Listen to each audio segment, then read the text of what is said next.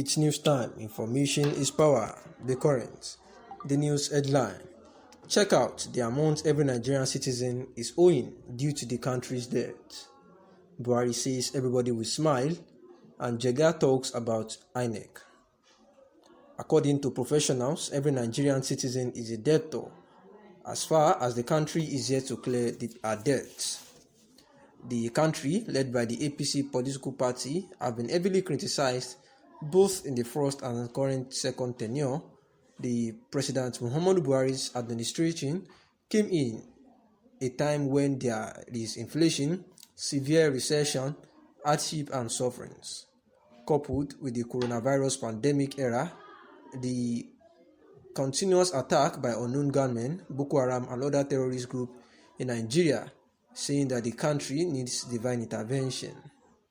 We remember that the governor of Rivers State, His Excellency Barrister Owing, in a speech marking the 61st independence anniversary of Nigeria on 1st October 2021, said that the situation of insecurity in Nigeria has gotten to a point where every Nigerian would say, God, I commit my life and well-being into your hands, as the country and our leaders have failed to carry out the duties and responsibilities of protecting lives and properties. Apart from the insecurity issue being faced in the country, Nigeria's economy is getting bad each day.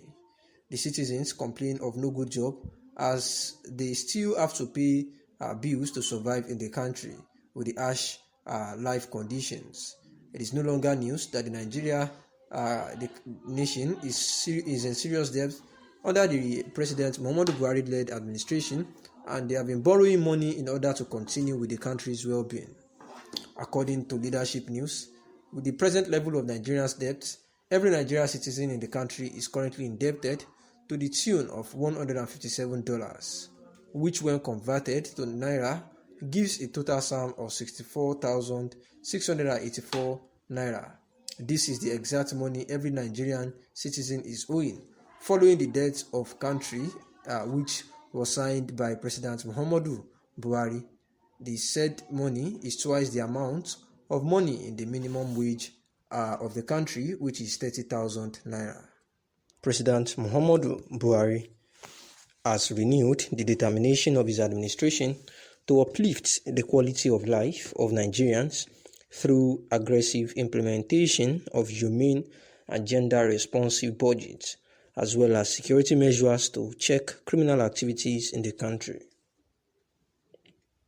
The news agency of Nigeria, NAN, reports that the President presented the 2022 appropriation bill for an aggregate expenditure of 16.39 trillion naira to the joint session of the National Assembly, NAS, on Thursday.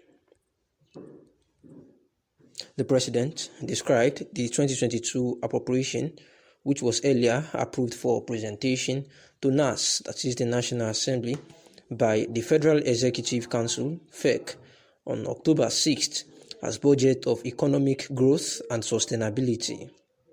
According to him, the 2022 budget is also the first in the nation's history where ministries, departments and agencies, MDA, were clearly advised on gender-responsive budgeting. Jega faults leadership recruitment process of Nigerian political parties. Nigeria's dominant elite pretend to be practicing a liberal democratic framework of governance for the country, but in reality are devoid of substance and without living up to expectations of its basic principles and tenets.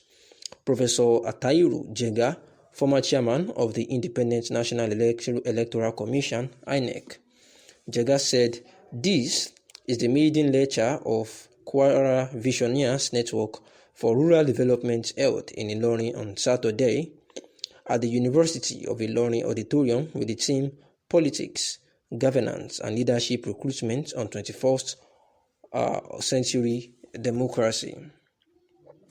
He also said political parties created by the dominant elite, purportedly as the special purpose vehicles for leadership recruitment and fielding candidates for elections, as citizens elected representatives in the governance processes. have instead become special purpose vehicles for self-enrichment, obstruction of citizens' aspirations, and exploitative authoritarian control. Human Rights Writers Association of Nigeria reacts to killing of soldiers, burning down of palace, over 15 houses by military in Imo, others. The Human Rights Writers Association of Nigeria, URIWA, has advocated the impartial investigation of the persons responsible for the alleged killing of 2 soldiers and the subsequent invasion by armed military personnel and burning down of the palace of the traditional ruler of Izombe community in Oguta, local government area of Imo State. Human Rights Writers Association of Nigeria said it was absolutely unlawful for the military to use extra-legal execution on citizens, no matter what the level of perceived offense, just as the rights group said. It has emerged that it was the killing of a young man by soldiers that led to the revenge killing of the 2 soldiers, which in itself is barbaric and unlawful. The rights group is proposing the setting up of an independent judicial commission of inquiry by the Imo State government to identify the arsonists amongst the soldiers that petrol-bombed the palace of the traditional ruler, just as the rights group has called for justice and closure for all those killed, including the 2 soldiers reportedly set ablaze by some irate youth. 9 die in Iseyin, Oyo State road accident. 9 persons died in the auto crash, which occurred between Saturday and Sunday at Kara Market area of Ibadan, Iseyin.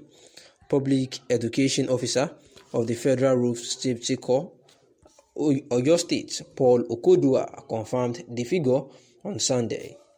He told the news agency of Nigeria that 25 persons were involved in the crash, which resulted from overspeeding by 2 commercial vehicles. Okodua also told the news agency Nigeria that those that died were 6 males and 3 females, while 9 males and 6 females sustained varying degrees of injuries.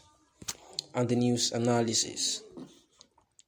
President Muhammadu Buhari had actually says that he presented the 2022 appropriation bill for an aggregate expenditure of 16.39 trillion to the joint session of the National Assembly on Thursday, and the president actually hopes that the 2022 appropriation bill, which was recently approved for presentation by the National Assembly, and that it will actually bring about economic growth and sustainability.